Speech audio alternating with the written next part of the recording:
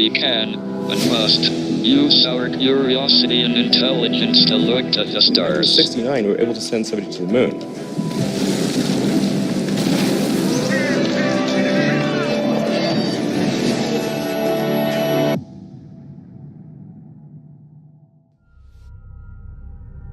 سلام برو بچه، چه خبر؟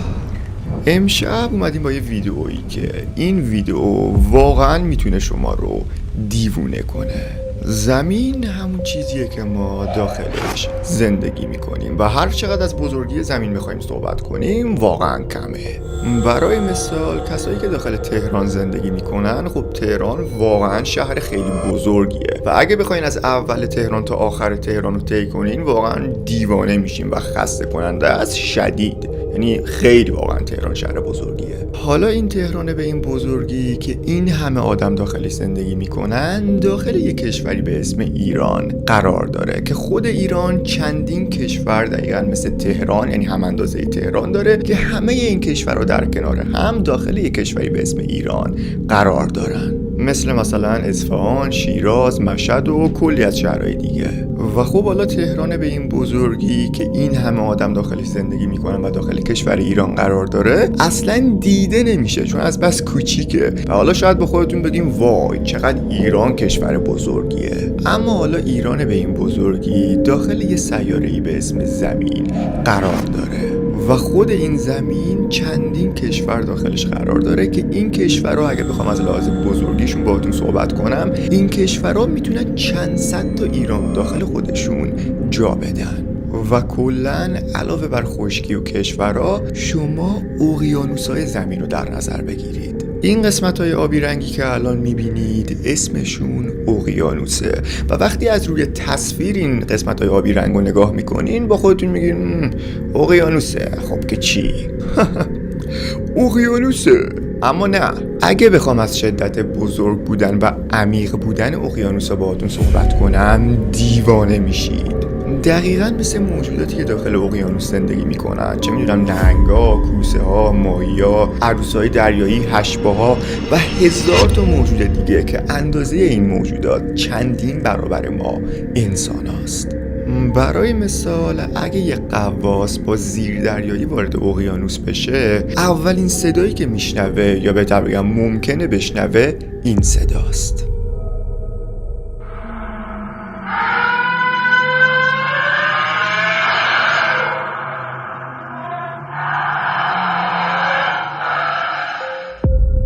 این صدا شک ندارم خیلی شما رو ترسون و این صدا فقط مال یه نهنگه که چند نمونه دیگه از صداهای این نهنگا رو بیاین با هم بشنویم.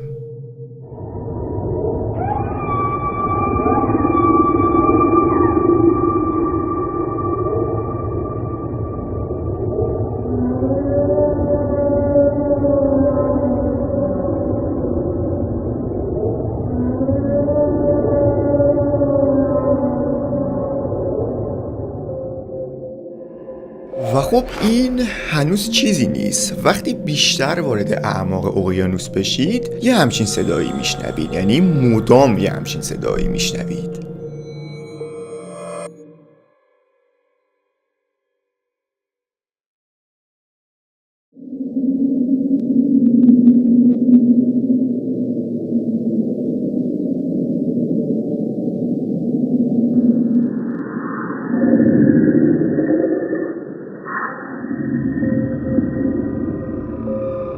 که خب دیگه بیشتر از این راجع به این اقیانوس لامصب لعنتی صحبت نمی کنم. واقعا چقدر وحشتناک اقیانوس، خیلی وحشتناک واقعا.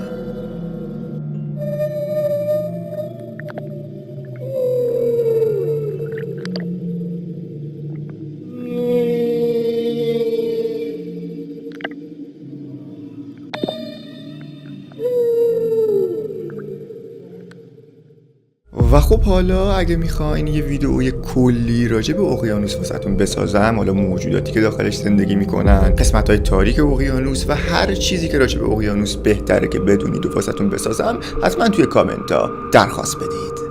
و الان مطمئنم همتون درک کردید که زمین چقدر بزرگه، اقیانوساش، کشوراش و اصلا از بزرگی زمین نمیشه صحبت کرد و دیوانه‌وار بزرگه. اما حالا اجازه بدید که یه سری چیزایی بهتون بگم که شما رو دیوانه کنه و اصلا کلا ذهنتون رو شدید درگیر میکنه این حرف. زمین به این بزرگی که الان این همه با هم راجبش حرف زدیم، اگه بذارنش کنار سیاره مشتری یه همچین چیزی از آب در میاد. درسته، این همون زمین خودمونه که داخلش زندگی میکنیم در کنار سیاره مشتری. و سیاره مشتری میتونه 1300 تا زمین رو داخل خودش جا بده. و حالا ممکنه خیلیا بگن واو سیاره مشتری چقدر بزرگه یا خدا، اما نه. این عکسی که الان میبینید سیاره مشتریه که در کنار خورشید قرار داره و خورشید میتونه 1000 تا سیاره مشتری رو داخل خودش جا بده. اما حالا داخل این تصویر شما خورشید رو میبینید که در کنار ستاره‌ای به اسم یووای اسکوتی قرار داره که این ستاره میتونه 4 میلیارد و 900 میلیون خورشید رو داخل خودش جا بده. و الان مطمئنم همتون سیگنال مغزتون کلا پریده و قاطی کردین و به حساب پشماتون ریخته، اما هنوز کجاشو دیدین؟ این ستاره یووای اسکوتی با این همه عظمتش اگه اونو در کنار سیاهچاله‌ای به اسم TON 618 قرار بدن یه همچین چیزی میشه. درسته، این همون ستاره بزرگه است و این سیاهچاله میتونه 4 میلیارد و 300 میلیون از این نوع ستاره رو داخل خودش جا بده. و اما اینجا کهکشان راه شیری خونه ماست و این فلشی که اینجا علامت زده شده تمام ستاره هاییه که الان توی آسمون شما اونا رو میبینید. یعنی تمامی ستاره های آسمون که توی شب اونا رو میبینید داخل این فلش زرد رنگ قرار داره. اما حالا این نقطه فوق العاده ریزی که اینجا میبینید همون کهکشان راه شیری خونه ماست که در کنار یکی از بزرگترین کهکشان‌های شناخته شده قرار داره. تو رو خدا بس کنین دیگه، دیوونه شدم، بسه تو رو خدا بسه دیگه، قاطی کردم، مغزم پرید، بسوختگی میاد. دیدید که ما در چه جهانی زندگی میکنیم که هر چقدر از بزرگیش بخوایم تعریف کنیم واقعا کم و دیوانه کننده است.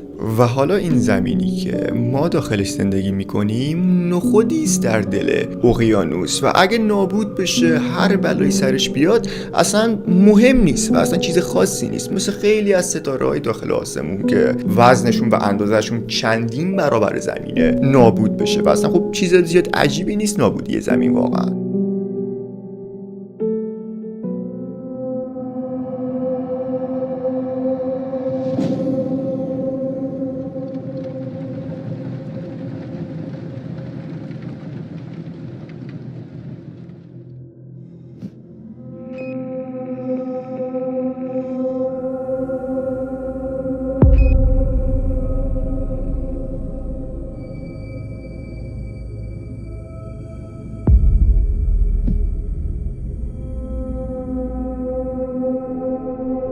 دقیقاً چندین میلیون سال پیش یه شهاب سنگ یا بهتر بگم چند تا شهاب سنگ به زمین برخورد کردن و باعث شدن نسلی به اسم نسل دایناسورا منقرض بشه.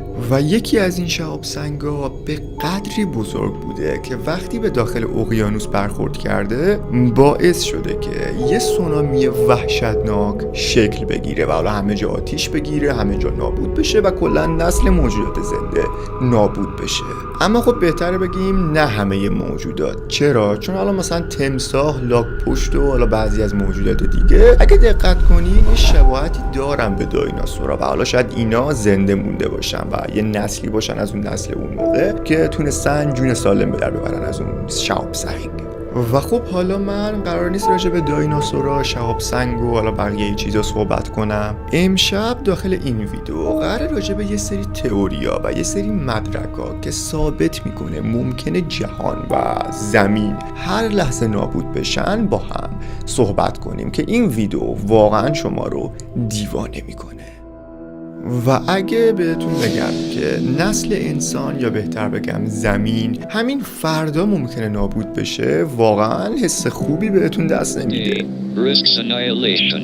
It could be an asteroid hitting the Earth. It could be a new virus. Climate change, nuclear war. Artificial intelligence gone rogue.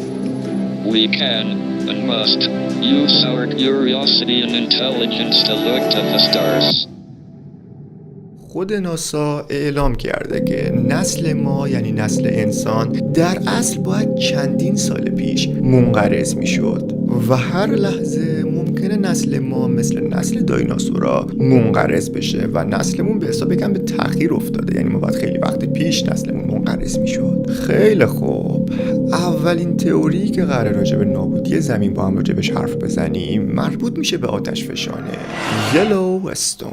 این آتش فشان جزو 20 از خطرناکترین و وحشتناکترین آتش فشان‌های روی جهانه که اگه فوران کنه هممون می‌بینیم. Yellowstone in northwest Wyoming, land of geysers, mountains and lakes, is also sitting atop a super زمین فقط یه توپه که داخلش یه سری مواد فوق‌العاده داغ قرار داره و این مواد داغ تحت یه فشار فوق‌العاده شدیدیه که واقعا نیاز داره این فشار رو آزاد کنه و این همون اتفاقیه که هر 50 سال یک بار میفته و یه سری آتش فشان در سرتاسر کشورها فوران میکنن و باعث میشن حالا یه سری از مردم بمیرن و یه سری جا خراب بشه و خلاصه فوران میکنن و این آتش فشان وقتی فوران میکنن فقط گدازه هاش نیستن که باعث مرگ انسان ها و حساب نابودی زیست میشن، یعنی نابودی اون محله میشن، بلکه ابر دودی خاکستریه که بعد از فوران پخش میشه.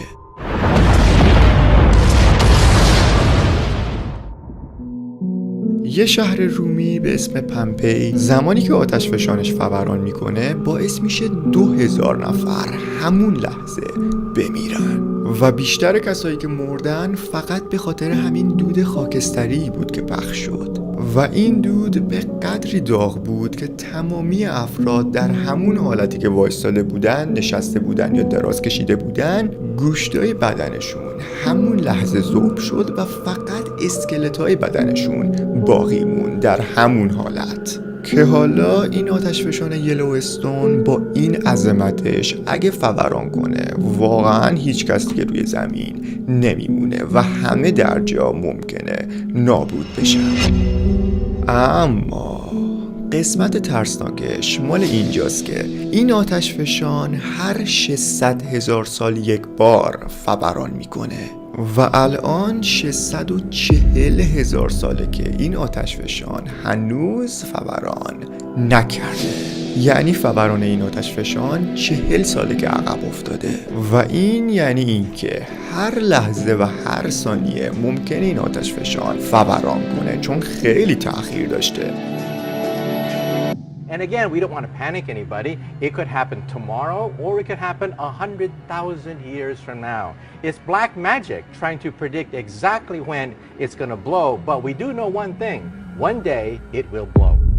و قسمت ترسناکترش اینجاست که هیچ کس هیچ کاری از دستش بر نمیاد، یعنی اگه فوران به حساب آتش فشان فوران کنه هیچ کس هیچ کاری از دستش بر نمیاد. و داخل فیلم 2012 که اگه فیلمشو ندیدین برین حتما ببینین، خیلی فیلم گنگیه واقعا، که داخل اون فیلم فوران این آتش فشان پیش بینی شده که فوران میکنه و همه در جا کشته میشن. و اما دلیل بعدی نابودی نسل انسان و نابودی زمین واقعا خیلی میتونه واسهتون جالب باشه که مربوط میشه به جنگ جهانی سوم. داخل جنگ جهانی اول بیش از 17 میلیون انسان کشته شدن. داخل جنگ جهانی دوم بیش از 80 میلیون انسان کشته شدن. اما طبق بعضی از تحقیقاتی که من انجام دادم و تئوریایی که داخل جهان مطرح شده، در جنگ جهانی سوم همه انسان‌های روی زمین نابود میشن، یعنی 7 میلیارد خورده انسان کلاً نابود میشن. همونطور که میدونید جنگ هسته‌ای جنگیه که خیلی راجبش دارن حرف میزنن. بمب هسته‌ای یه چیزیه که کافیه داخل یک کشور پرتابش کنن و بعدش بوم یه عالم انسان، یه عالم خونه و یه عالم نسل داخل اون کشور در جا نابود میشن که البته این بستگی به اندازه بمب اتمی داره، هسته‌ایه.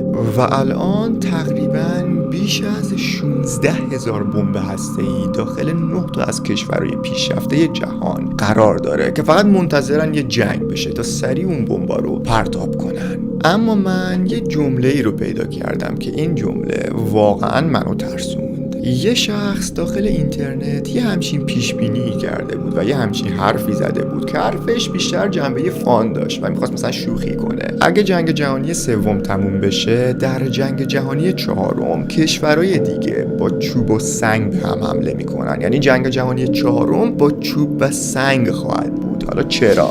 منظور این شخص از این حرف یعنی این که در جنگ جهانی سوم اینقدر بمب هسته‌ای استفاده میکنن و اینقدر بمبای وحشتناک استفاده میکنن که کلا زمین و کشورهای دیگه و نسل انسان با خاک یکسان میشه و برمیگردیم به عصر حجر. و به خاطر همین میگه جنگ جهانی چهارم با چوب و سنگ خواهد بود، چون کلا همه چی، تکنولوژی، پیشرفت، همه چی نابود میشه و برمیگردیم به چند دهه قبل. برای مثال من یک کارتونی پیدا کردم که اسم این کارتونم اتفاقاً عصر حجره، که خب مطمئنم خیلی ممکنه کارتونش رو دیده باشن. واقعا کارتون خفنیه، من خودم تو بچگی فکرم چند بار دیدمش و خلاصه کارتون باحالیه. اما به یه سری از نکته‌هاش مردم دقت نکردن. این کارتون با اینکه مربوط به عصر حجره، اما چرا شخصیت‌های این کارتون از تکنولوژی استفاده میکنن؟ زمان عصر حجر اصلا تکنولوژی نبود. برای مثال داخل این کارتون تلویزیون اینجا چیکار میکنه؟ چرا داخل این کارتون که مربوط به عصر حجره باید تکنولوژی استفاده بشه؟ و حالا سر همین قضیه یه سری از افراد اومدن یه همچین تئوری رو وارد جهان کردن که این کارتون دقیقاً داره بعد از جنگ جهانی سوم رو پیش بینی میکنه که همه جا نابود میشه و یه سری از افرادی که زنده موندن واسه اینکه بتونن به زندگیشون ادامه بدن مجبورن به داخل غارا و داخل کوها پناه ببرن و تلویزیون ببرن و اونجا مثلا زندگیشون رو انجام بدن، که خب واقعا منطقی میاد.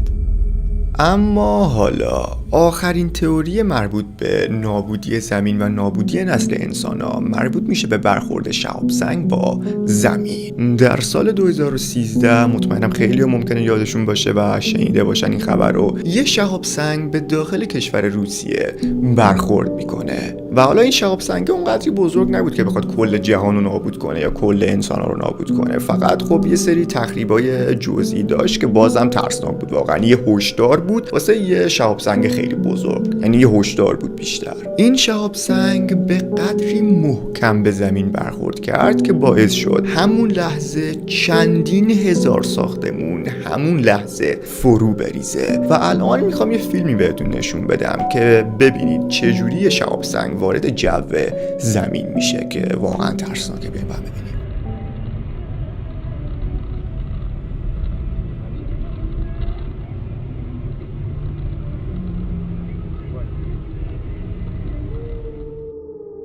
درسته خیلی بزرگ بود و همین شهاب سنگ باعث شد 1400 نفر زخمی بشن و بیش از 7000 ساختمون تخریب و کلاً داغون بشن.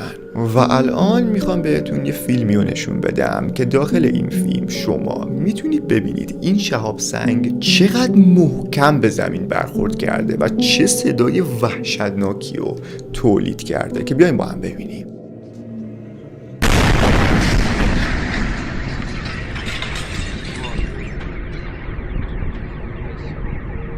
و خب فیلم‌های زیادی راجع به برخورد این شهاب سنگ با زمین توی اینترنت پخش شده و خب این واقعا خیلی ترسناک و دیوانه کننده است که در یک جهان به این بزرگی فقط کافیه یه اشتباه، یه صدم ثانیه اشتباه، مثلا یه سنگی یا هر چیزی به زمین برخورد کنه و کلاً بوم هممون پودر میشیم. و خب تمامی این اتفاقاتی که الان با هم دیدیم هر لحظه ممکنه بیفته، یا همین فردا یا همین یه ساعت بعد یا 1,000,000 سال بعد. واقعا این چیزیه که پیش بینی نمیشه کرد. و شهاب سنگ خطرناکیش به بزرگیشه. هر چقدر بزرگتر باشه خب مسلما خطرناکتره. فکر کنید اگه یه شهاب سنگ به اندازه شهر تهران داخل مثلا دریای خزر برخورد کنه چنان سونامی رو تشکیل میده که اصلا واقعا من به سونامی خیلی فوبیا دارم، خیلی وحشتناکه. یکی اقیانوس، یکی سونامی، خیلی ترسناکه.